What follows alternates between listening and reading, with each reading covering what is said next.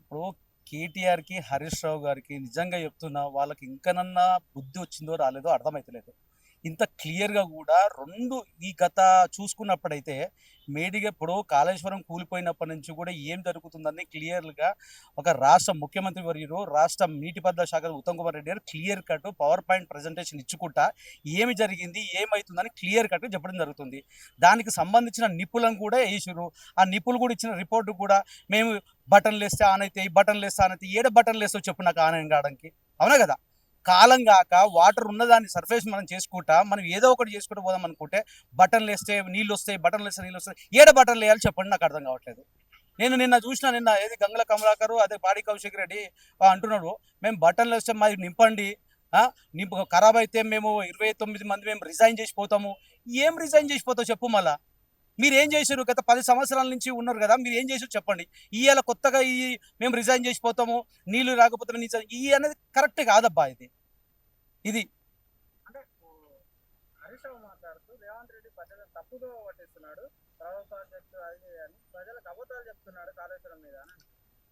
Power project వేరే, నీటిపారుదల శాఖ వేరే. అవునా కదా? పవర్ ప్రాజెక్ట్కి నీటిపారుదలకి సంబంధం ఏముంది చెప్పండి రెండింటికి? నీటిపారుదల అనేది ఏదైతే ఉందో మొన్న కూడా క్లియర్ కట్గా మొన్న కూడా ఎంఆర్సిహెచ్లా clear cut power point presentation ఇచ్చిండ్రు. ఎక్కడ ఎక్కడ వాటర్ నింపితే ఏ లెవెల్లో వాటర్ నింపితే ఏ లెవెల్ నుంచి తీసుకుపోవాల్సి వస్తుంది అని ఒక సింపుల్ ఎగ్జాంపుల్గా చెప్తాను. మొన్న క్లియర్ కట్ పవర్ పాయింట్ ప్రజెంటేషన్లో స్క్రీన్ మీద క్లియర్ ఇచ్చిందో 93 మీటర్స్ వాటర్ ఉండి దానిపైకి వెళ్ళి ఫ్లోటింగ్ పోతే 93 మీటర్స్ స్టాగ్నేట్ చేసిన తర్వాత అప్పుడు లిఫ్టింగ్ చేయడం కోసం వస్తుందని క్లియర్ కట్ డిక్లరేషన్ ఇచ్చారు. వాళ్ళు ఏం చెప్తారు? ఫ్లోటింగ్లోనే లిఫ్టింగ్ చేయాలంటారు. ఫ్లోటింగ్లో లిఫ్టింగ్ ఎట్లా చేస్తారు? ఎప్పుడైనా కానీ పంప్ హౌస్ నడుస్తున్నప్పుడు ఏంటంటే స్నాగ్నేట్ వాటర్ ఉండాలి. స్నాగ్నేటెడ్ వాటర్ వచ్చి ఎక్సెస్ వాటర్ అనేది పోతూ ఉంటుంటే 93 మీటర్స్ కంటే ఎబో వాటర్ ఫ్లోటింగ్ పోయి 93 మీటర్స్ నుంచి గుంజడానికి ఈజీకరం అవుతుంది. కానీ ఆ వరద నీళ్ళు ఎట్లా గుంజాలో చెప్పండి మళ్ళీ. అది స్టాగ్నేట్ చేయాలంటే ఏమవుతుంది? ఇప్పుడు కాళేశ్వరం గేట్లు అవునా కదా మూయాల్సి వస్తుంది, అవునా కదా? మీ ఎక్సెస్ నీళ్ళు పోవాల్సి వస్తుంది. కానీ మూస్తే ఆపేంత కెపాసిటీ లేదు కదా. ఎట్లా చేయమంటారు చెప్పండి?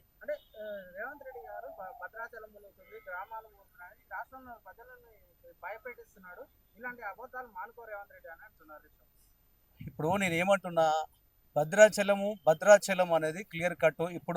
ఇప్పుడు ఏదైతే పోలవరం ఉందో, పోలవరం గడిస్తే మనకు బ్యాక్ వాటర్ అనేది వస్తుందని అది క్లియర్ కట్ ఉంది. అవునా కదా? ఉంది.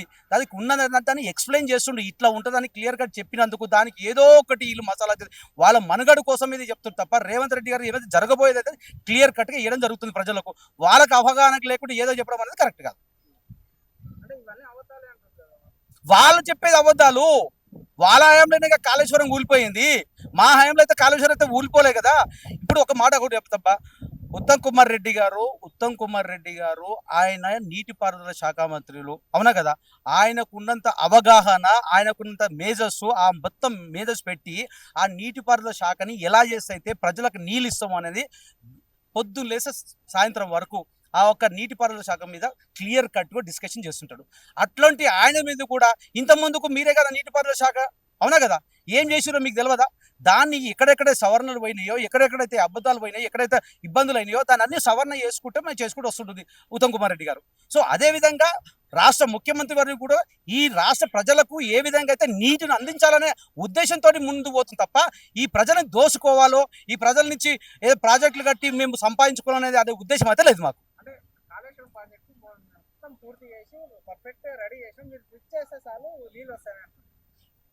ఇది హాస్యపదం అప్ప, నిజంగా చెప్తున్నా.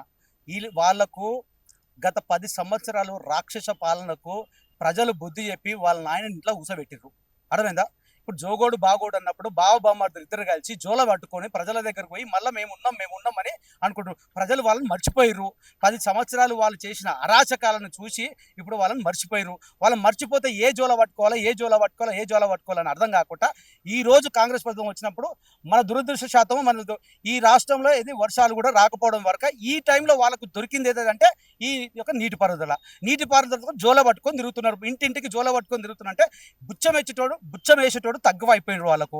అరే ఇంకా మాకు బుచ్చం వేసలేరా, ఇంత జోల పట్టినా కానీ ఏం చేయాలరా అంటే డప్పులు కట్టుకొని తిరుగుతున్నారు. వాళ్ళకు కాళ్ళ గజ్జలు డప్పులు కట్టుకొని జోల పట్టుకొని ఇంటింటికి కట్టుకొని తిరుగుతున్నారు. ఇది చేసినాం వాళ్ళని గుర్తించలేదు.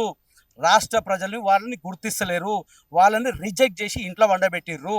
అయినా కానీ మేము బయటకు వచ్చి మేము ఇది అని చెప్పుకుంటున్నారు.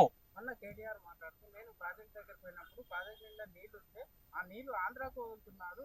రేవంత్ రెడ్డి చంద్రబాబు నాయుడు శిష్యుడు కాబట్టి శిష్యరికం చేస్తున్నారు.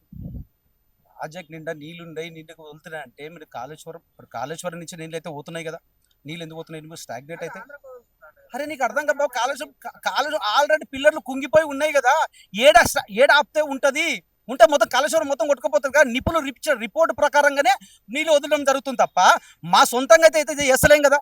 నిపుణులు రిపోర్ట్ ఇచ్చిర్రు, అవునా కదా, కేంద్రం నుంచి కూడా జలమండలికి సంబంధించిన వాళ్ళు కూడా వచ్చి రిపోర్ట్ చేసిర్రు, మొత్తం ఏం జరుగుతుంది ఏమైనా క్లియర్గా చేసిర్రు.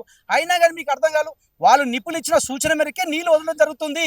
మా సొంతంగా ఏదో నీళ్ళు వదలటము, ఏదో చంద్రబాబు నాయుడుకు శిష్యరీకం చేస్తున్నాడు అట్లెందుకు ఉంటుందండి?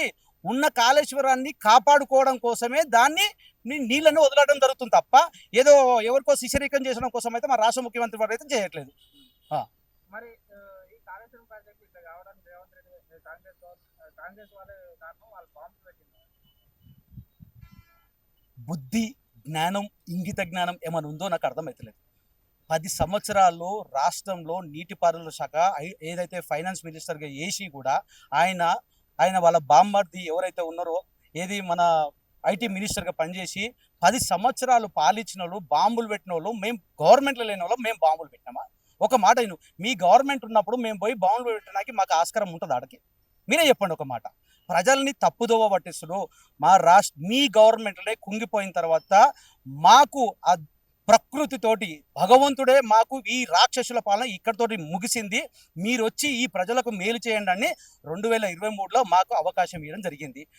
అప్పటి నుంచి కూడా ఈ గత 2-3 సంవత్సరాల నుంచి కూడా సుదీర్ఘంగా రైతుల కోసమే కానీ నీటి ఈ ప్రాజెక్టుల మీద కూడా సుదీర్ఘంగా చర్చ జరుగుతుంది. ఇప్పటికి కూడా కమ్సకం మా ఉత్తమ్ కుమార్ రెడ్డి గారు, రేవంత్ రెడ్డి గారు సీఎం గారు అధ్యక్షన ఇప్పటికీ పవర్ పాయింట్ ప్రజెంటేషన్స్ 6 సార్లు జరిగింది.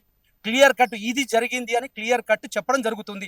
అయినా కానీ దాన్ని వక్రించుకుంటా ఇది కాదు అది కాదు కింద మీద మీద మీద కింద వాళ్ళు ఒకటే అబ్బా, వాళ్ళు మొత్తం డ్రామా బాజులు. డ్రామా వేయడంలో వాళ్ళకి మించిన వాళ్ళు ఎవ్వరికి లేరు. నేను ఇందాక మనం చెప్పినా కదా, జోల పట్టుకొని తిరగడంలో వాళ్ళకి మించిన వాళ్ళు ఎవరు లేరు. జోల పట్టుకొని పాటలు పాడుకుంటూ తిరుగుతున్నారు కనుక, వాళ్ళు మాటలు నేర్చిన పిట్టలు కనుక వాళ్ళు మాట్లాడుతూ పోతున్నారు. వాళ్ళకు పబ్లిక్ వాళ్ళని నమ్మట్లేదు. ఇంకా కూడా ఇప్పటి కూడా ముందస్తు కూడా ఇంకా నమ్మరు కూడా. కేటీఆర్ మాట్లాడుతూ కాళేశ్వరం ప్రాజెక్ట్ అనేది ప్రపంచ ఖ్యాతిగా పేరు ఇచ్చింది, వరల్డ్ రికార్డు కూడా కొట్టింది. ఆ పేరు మొత్తం రేవంత్ రెడ్డి నాశనం చేస్తున్నారు. ప్రపంచం కాళేశ్వరం ప్రాజెక్ట్ అనేది వరల్డ్ రికార్డ్ సాధించిందంటే మీ యొక్క దానికి సంబంధించిన ఇంజనీర్లైనా కానీ ఎవరైనా కానీ ఉన్నారా క్లియర్గా? ఆ ఒక కాళేశ్వరం ప్రాజెక్ట్ అనేది కేటీఆర్ ప్రాజెక్ట్, ఏది కల్వకుట్ల ప్రాజెక్ట్, అది వాళ్ళ సొంత స్వలాభాల కోసము, వాళ్ళ సొంత ఇన్కమ్ కోసము దాన్ని కాళేశ్వరం ఒక డిజైన్ చేసింది ఎవరు? వాళ్ళ ఇంట్లో డిజైన్ చేసుకున్నారు. 4 గోడల మధ్యలో డిజైన్ చేసుకొని ఇది పబ్లిక్ ప్రాజెక్ట్ అని 1,00,000 కోట్ల కోసము కన్స్ట్రక్షన్ చేసి వాళ్ళు దోసుకొని ఇవాళ మీ పార్టీ ఫండ్ ఎంత? మీ పార్టీ ఫండ్ డిపాజిట్ ఫండ్ ఎంత ఉందబ్బా? ఇవాళ 1,400 కోట్లు ఉంది. ఎక్కడికెళ్ళి వచ్చినా చెప్పు, ఎక్కడికెళ్ళి వచ్చినాయి? మీకు పార్టీ భవనం లేకుండా దివంగత రాజశేఖర్ రెడ్డి గారు మీకు పార్టీ భవనం ఇచ్చిండ్రు. అట్లాంటి పార్టీకి ఇవాళ 1,400 కోట్లు ఏ లెక్కల డిపాజిట్ అయినాయి మీకు చెప్పండి, నాకు అర్థం కాదు. అంటే కాళేశ్వరం ప్రాజెక్టు మీ యొక్క సొంత ప్రయోజనాల కోసం చేసి ఇలా పబ్లిక్ని తప్పుదోవ పట్టించి 1,00,000 కోట్ల రూపాయలు దోచుకొని ఇవాళ మా గవర్నమెంట్ మీద ఏదో ఒకటి వాగడం, ఏదో ఒకటి బట్ట కాల్చి మీద వేయడం మీకు అలవాటు అయిపోయింది. మేము బట్ట కాల్చుకోదలుచుకోలే, దాన్ని ఆర్పదలుచుకున్నాం. ప్రజల యొక్క ఆవేదన మీకు తెలియదలుచుకున్నాం. మీరు 1,00,000 కోట్లు కాళేశ్వరం ప్రాజెక్ట్ పెట్టినారు కదా, అది ఎప్పుడు ఆ బాకీ తీరిపోయింది, ప్రజలకు నీరు అందించారు. బాకీ ఎవరు తీర్చురండి? నాకు అర్థం కాదు. రాష్ట్ర ముఖ్యమంత్రి వారి గారు క్లియర్గా మొన్న చెప్పిండు కదండి, దానికి సంబంధించిన 20 కోట్ల విత్ ఇంట్రెస్ట్ కట్టినాము. 24-25లో ఇంట్రెస్ట్, 25-26లో ఇంట్రెస్ట్ కట్టినామని క్లియర్ కట్ చెప్తున్నాము. మేము ఇంట్రెస్ట్ కట్టినాం, మాకు ప్రూఫ్ కూడా ఉన్నాయి, చూపిస్తాము. ఇంట్రెస్ట్ కట్టుకుంటూ వస్తున్నాము. మీరు చేసిన అప్పుల కోసము మేము ఇంట్రెస్ట్ కట్టుకుంటూ వస్తున్నాము. క్లియర్ కట్ చెప్పిండు. 7 కోట్ల పైచీలకు మనకు అప్పు మన నెత్తి మీద వేస్తే దానికి సంబంధించిన అప్పు మన రాష్ట్ర ప్రభుత్వం భరిస్తుంది. నెలకు జీతాలు కూడా ఇవ్వని ప్రభుత్వం ఈ రోజు 1వ తారీఖు వచ్చే వరకు రాష్ట్రంలో ఉన్న ఎంప్లాయీస్కి అందరికీ 1వ తారీఖు జీతం ఇస్తున్నాం. అదేవిధంగా రైతు భరోసా ఇస్తున్నాం. మీరు చూసుకోండి ఎన్ని సంక్షేమ సంఘాలు చేస్తున్నారో మీకు అర్థమవుతుందా? వాళ్ళకి ఏదంటే ఈ యొక్క కాంగ్రెస్ ప్రభుత్వం ఏదైతే అభివృద్ధి చేస్తుందో దాన్ని ఓర్వలేక ఏదో ఒకటి ఈ ప్రజలని ఏదో ఒకటి తప్పుదావి పెట్టించి కంపల్సరీగా ఈ రాష్ట్ర ప్రభుత్వం కాళేశ్వరం మీద ఇలా తప్పు చేస్తుంది, మేడిగడ్డ, అన్నారం, ఉందిలా ఇవన్నిటి మీద ఇట్లా లిఫ్ట్ చేస్తలేరని చెప్పడం జరుగుతుంది తప్ప అంతకుమించి ఏం లేదు. అంటే కాళేశ్వరం ప్రాజెక్ట్ మీద దీన్ని చేసి కుట్రల ద్వారానే ప్రజలకు తెలిసి వచ్చింది. వచ్చే ఎలక్షన్లో 85 సీట్లతో మేము గెలుస్తున్నాం. ప్రతి రైతుకు మేము నీళ్ళు 8 సీట్లు కూడా వస్తాయో రావు వాళ్ళకు. 80 సీట్లు వస్తాయి. 8 సీట్లు కూడా వస్తాయో రావు. 8 సీట్లు కూడా వస్తాయో రావు. 80 సీట్లు కాదు, 8 సీట్లు కూడా వస్తాయి. బామార్ది అయ్య గెలుస్తాడో గెలవడో కూడా ఆలోచించుకోమని చెప్పండి. అర్థమైందా? రాష్ట్ర ప్రజలు అంతా తెలుస్తలేదు ఎవరు ఏందనేది క్లియర్గా చూస్తున్నారు. ఇలా రాష్ట్రంలో చేస్తున్న అభివృద్ధి పనులకే కానీ సంక్షేమ పనులకే కానీ చూస్తున్నట్టయితే ప్రజలు మొత్తం కాంగ్రెస్ పార్టీ రాష్ట్ర ముఖ్యమంత్రి రేవంత్ రెడ్డి గారి నాయకత్వంలో ఇవాళ తెలంగాణ ప్రభుత్వం మొత్తం సస్యశ్యామలం చేస్తున్నది. వాళ్ళు ఏదో చేస్తున్నారు, మేము 85 వస్తుంది, 95 వస్తుంది. ప్రజలే నిర్ణయిస్తారు కదా, మేము నిర్ణయించేది కాదు, ప్రజలు నిర్ణయించేది. ప్రజాశక్తంలో పోదాం, ఎవరైందనో తెలిసిపోతుంది కదా. Subscribe us and press the bell icon for more interesting updates.